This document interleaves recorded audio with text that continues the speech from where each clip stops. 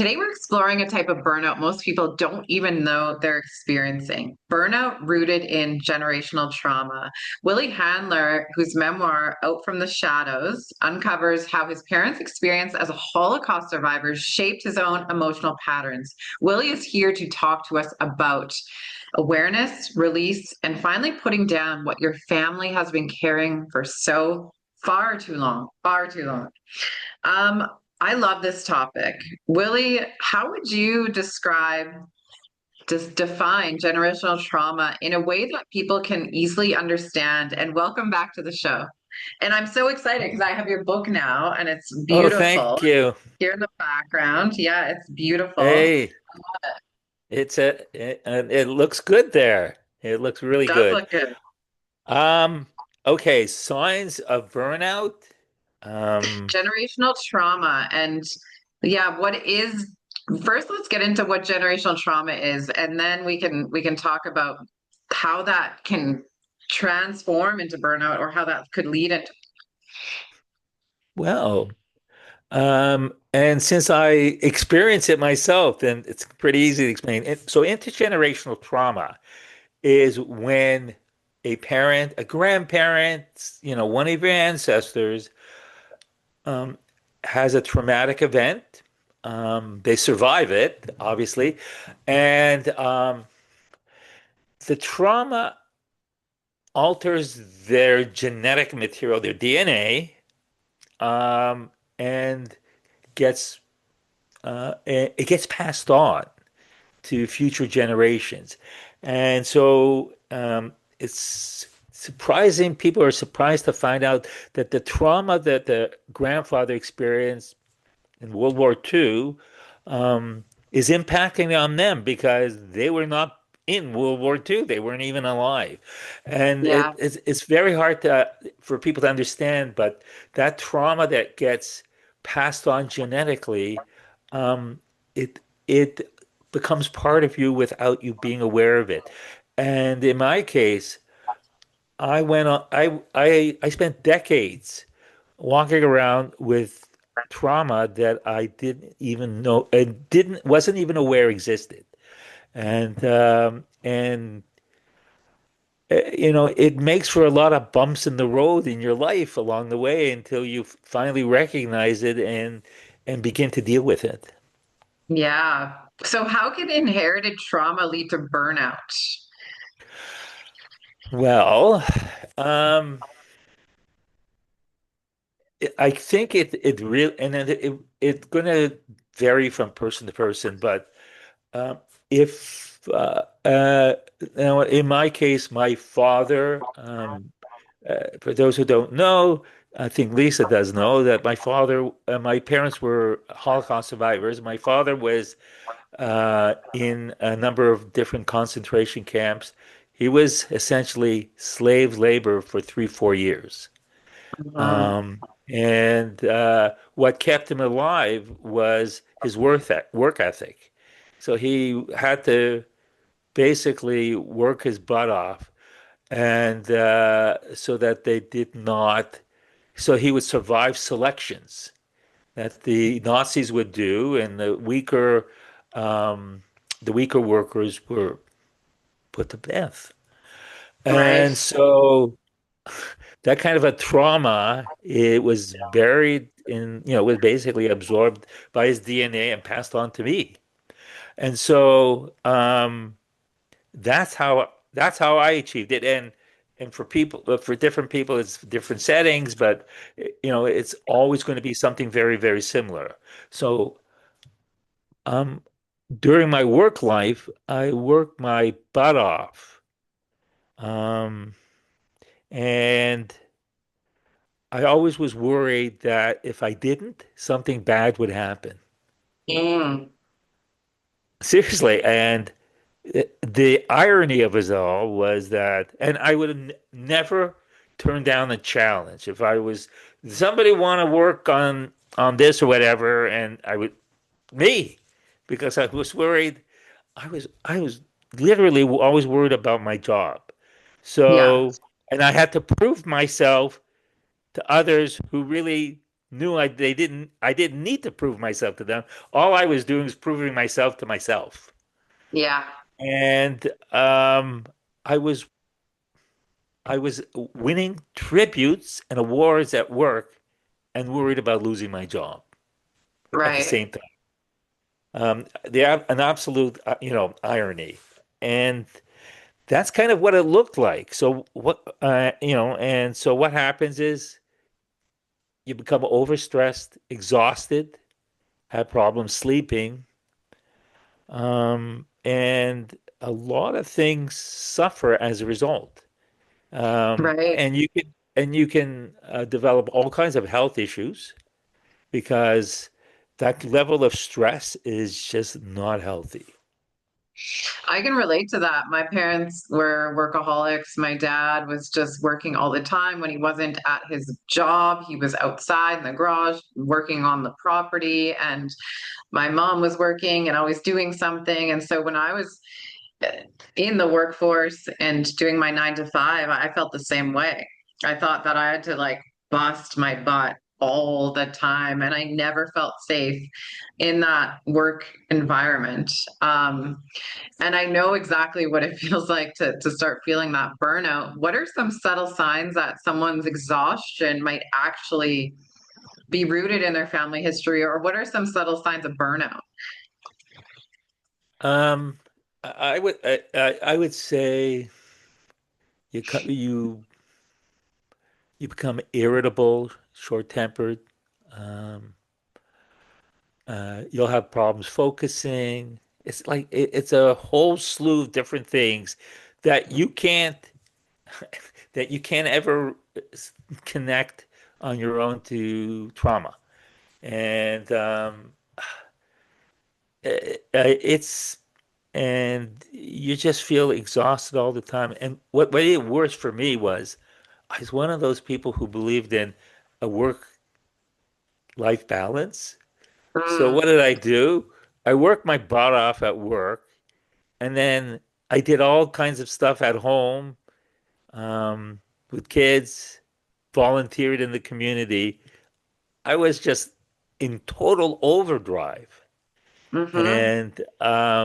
And so I could say that I had a healthy work-life balance. Neither of them were healthy. Right. And Right. it was just I lived a ridiculous life. And and I'm still struggling with that same trauma. It pushes me to do things that I should not be doing. So, how does growing up with a parent who lived through trauma shape a child's sense of responsibility, pressure, or perfectionism then? Um, it's funny that that is that's kind of my reaction. My my dad, who I think inherited most of my trauma from. He was not a perfectionist, right? And um, in fact, he was not that involved in my life because he was a workaholic. And, he worked 7 days a week for a for a good portion of his life. And he would come home late, irritable, and didn't want to be bothered. And so that's the interesting thing is, so it's not like he was the model for being a perfectionist, but um, in my head, I figured, well, I have to do things. If I don't do things perfectly right, I'm going to be at risk. Something bad is going to happen. And so you're driven in so many different ways. Um, Mm-hmm.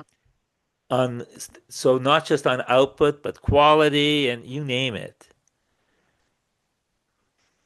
And Absolutely. and on here's what made it even more complicated is that and because of my father's background, where you want to you want to stay alive, so you want to work your butt off, but you also don't want to be noticed too much because in that kind of an environment, being noticed can lead to some very bad things.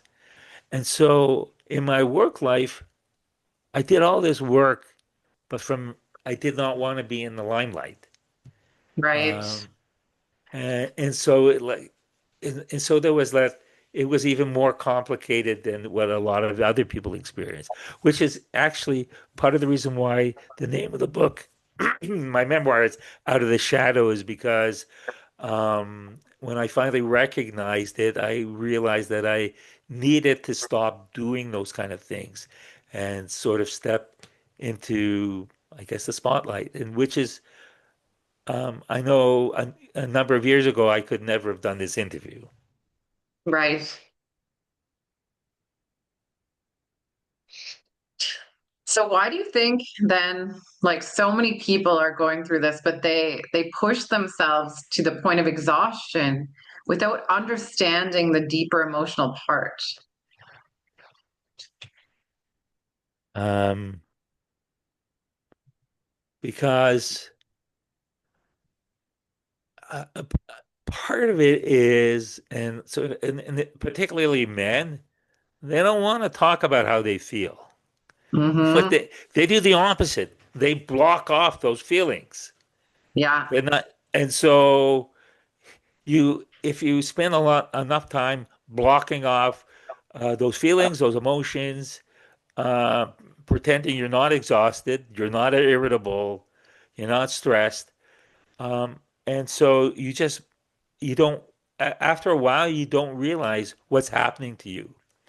Um, one day you walk into a doctor's office reluctantly, and he will, he or she will freak out because you have high blood pressure. Um, your cholesterol is shooting up, all kinds of warning signs that you're not doing well because your body is responding to all that stress. Keeping in mind, and something I'll talk about late, is also that your hormones are suppressed. Your hormone production is suppressed by stress. Why? Because when you are, it's kind of like when you're in a sort of a dangerous situation, your body kicks in. It cuts off certain hormones and other things in your body so that you can respond to that stressor. So that's short-term stress. But if you experience long-term stress, well, that stuff gets shut down for a long time. So um, for guys who um, your testosterone level will start to drop, and you're going to really feel that. So you might be 40 years old, but your body is dying for testosterone, and you feel like a 70-year-old. Right. Yeah, exactly.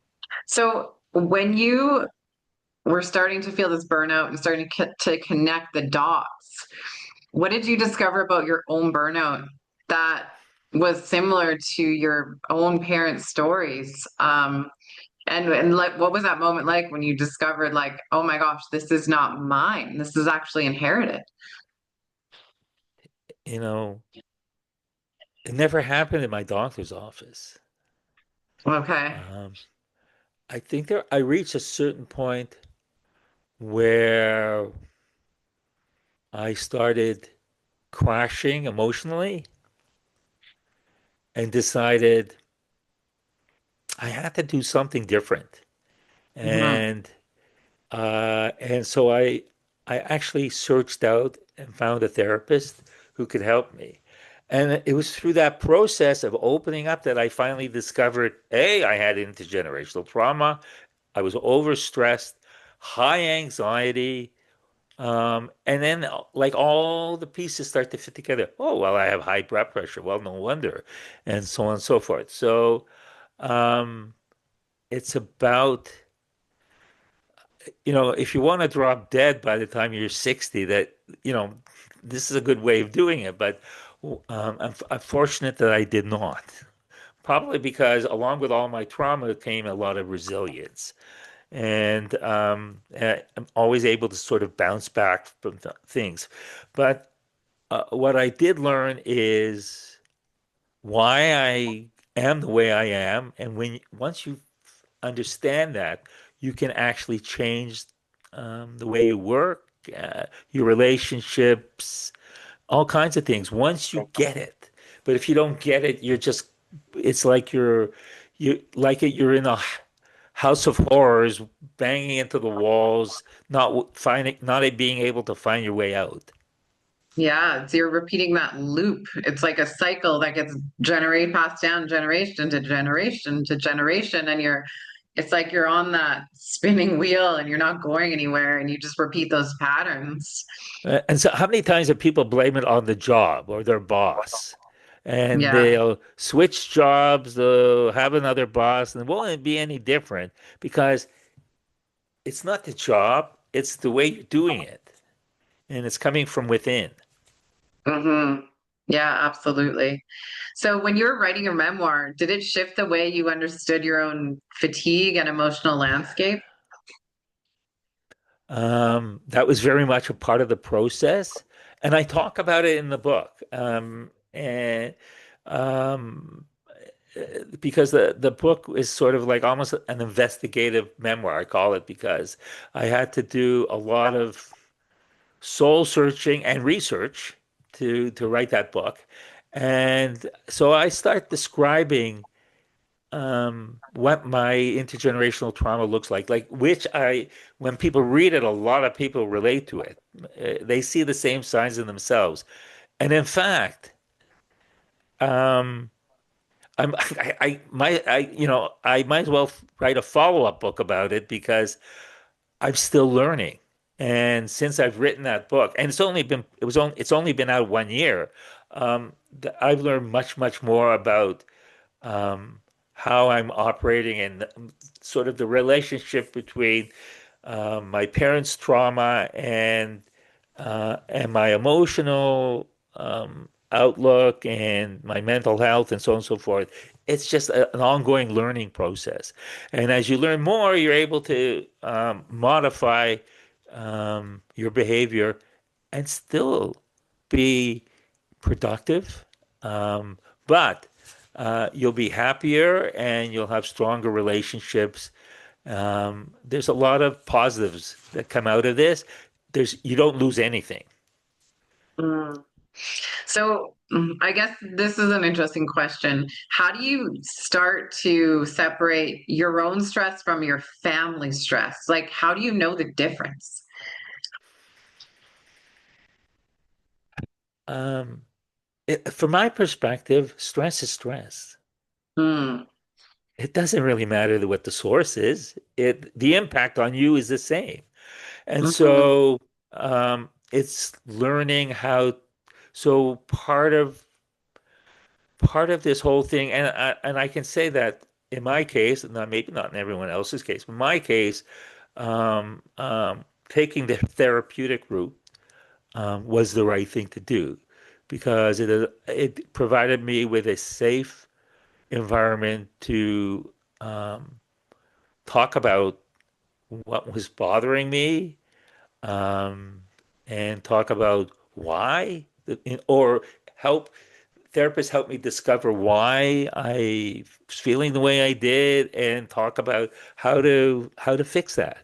And so uh, getting back to your question, how do you separate? It doesn't really matter. You need to remove the stress from your life. And so part of it is identifying where that stress is coming from. It's not your boss, it's not your job, it's yourself and what you're doing to yourself. And how do you make yourself, how do you sort of renew yourself, um, become become a contributor to your family, to your workplace, to community without stressing yourself out, which sometimes means you need to um, you need to find a proper pace so that you can do all those things you want to do without trying to kill yourself. Yeah, I mean, it's no joke.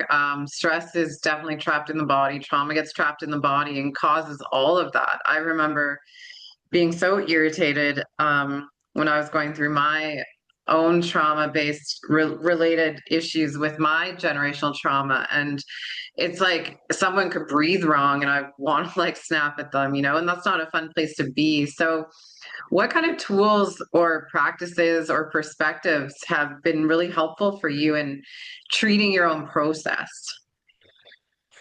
Well, certainly, um, for me, the sort of the I keep coming back to it, but going for therapy was huge because um, things would be raised, and tend to be a bit of an overthinker, and I'd walk away from a session processing everything we talk about and what am I gonna do about what I found out about myself?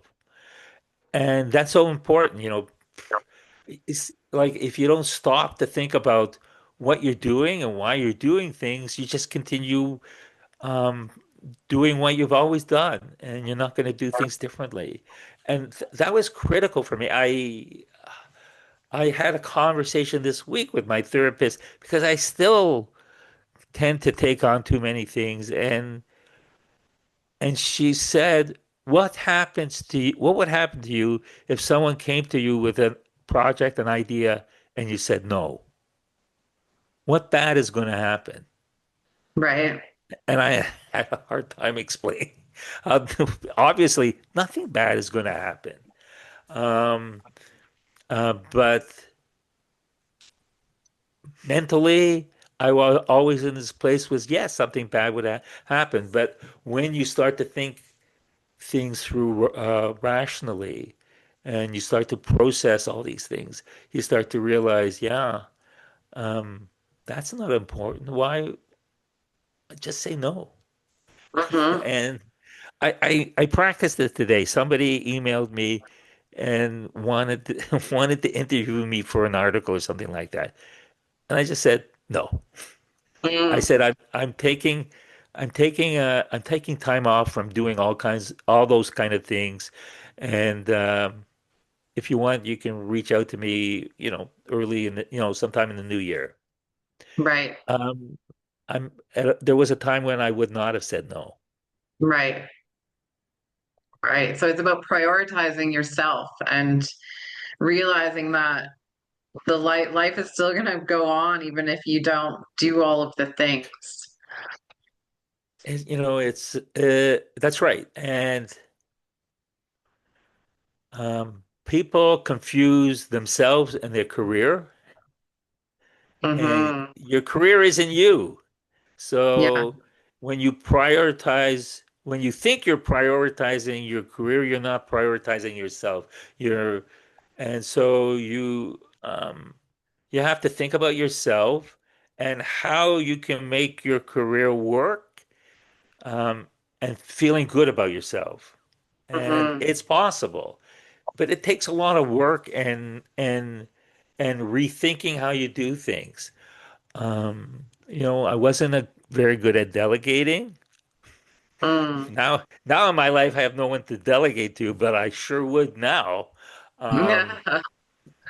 and and so if I have no one to delegate with, I have to say no.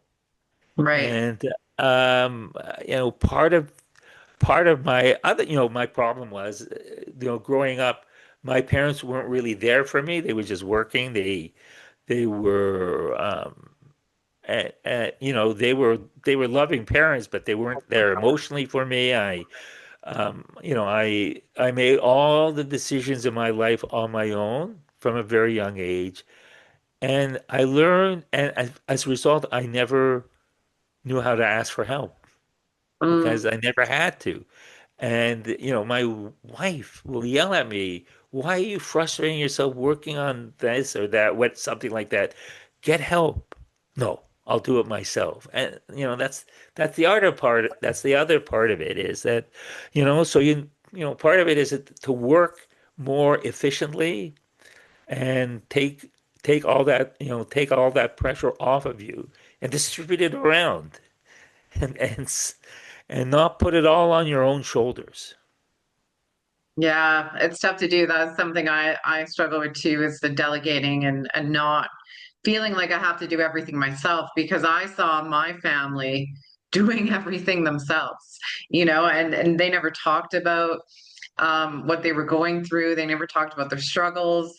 Um, they just like kept stuffing all of the garbage that would happen to them down lower and lower and lower. And then it like there was times where everyone would explode once in a while. And then so when you're around that, you just normalize it, and you're like, oh, Yeah. I guess this is the way life is supposed to be, right? And And that's the then thing is, you go about doing it you're that way yourself, and then it's just you carry that on, and then you realize it, and then you start doing things differently, and I believe that's how you create those new emotional patterns, so you don't pass them along to your own children. and it's interesting. My father never trusted anyone. Yeah. Not not surprising with his background. And so when I grew up, Yeah, no kidding. I Like that's started, understandable, right? Like being in those so concentration camps. yeah, you know, and you don't know who to trust. And, you know, at times, though you needed to, because you needed part of surviving that environment is having some people around you to support you because there are days you're not doing well and you will need help. But so I grew up not trusting people as well. I'm in a work environment. I should be giving someone something to do, and I'm thinking to myself, I can do it better. Why am I going Hmm. to why am I going to pass it on to someone? I can just do it and I can do it better and faster. And so I would just do it myself and turn around. So what a shock when I left my job when when they replaced me, when they hired a new person, the first thing the new person did was hire more staff. She's Right. going, how did this department do so much work with so few people? Well, I was Right. doing it all. Hmm. Yeah. What do you think gives you hope about the next generation's willingness to face and heal their own generational trauma? Do you think there's a pattern that is coming, that more people are wanting to help themselves? Well, I mean, I'm what you call, I think what you call a boomer or something like that. Um, I know for, you know, I know for a fact because I've been interviewing other people with intergenerational trauma and is a sort of a broad age group from the youngest was 22 and the oldest was 78. So there's quite a mix. And millennials are are much different than boomers. Yeah. They're much more in touch with their feelings and will, I think, are much more open to looking at how they live and the environment around them, things like that. You know, I spoke to an older person. You know, they were not open to changing sometimes. They were, you know, they're in a mess and they're just willing to live the way they are without fixing themselves. Right. And I'm 72. It's never too late to fix yourself. Never. Why not? I was kind of sobbing a little bit with my um, therapist. Why did I do this to myself for so many years? I'm going, you know, and it's so late now, but that's okay. So live out the rest of your life, living a healthier, happier life. Hmm.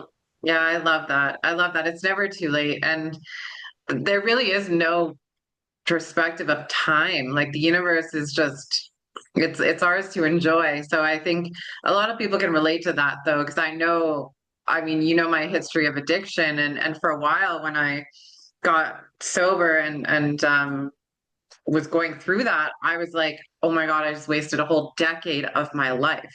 And that was something I had to come to terms with is That I didn't waste that time, that there's still so much time, and to make the best out of the current situation. Because really all we have is this current moment right now. You know, and I live. I've had a very good life. I've had lots of successes. You know, I have a nice family. You know, and that book is a wonderful legacy. Uh, and I know it could have been better. Mm, And so part of after I wrote that book, part of my I felt that I should do with whatever I have remaining is to sort of talk to people, teach people how to turn around their lives the same way I did, which is why not be as successful as you are and be happier and healthier? mm, Because success is not mutually exclusive to being healthy and happy. yeah, And and having a successful career is not necessarily going to make you happy. There's yeah. more to life. There's more to life than that. And so, and that's why I'm doing what I'm doing is I'm hoping that some people, at least listening, will say, well, take a look at their life, take a look at their family, and maybe they can identify some trauma you know, back in their past generations, whether it's the parent or grandparent, and see how they can fix themselves and move forward. I love that. So, Willie, why don't you tell everyone where you can find you and get this beautiful book? Okay. Well, the book is available on Amazon. It's called Out for the Shadows. The lovely cover is my I in 2022 I went to Poland where my father's family was from, and that's sort of like a stylized photo of my grandparents' apartment building. The Oh, last one interesting. they lived in, the last one they lived in before they perished. Um, and uh, and I have I'm very active on social media. Probably Lisa's noticed, and um, I have a website. It's williehandler.com. And I'm very active, like a lot of other writers, because um, what we didn't talk about is that that's not my first book.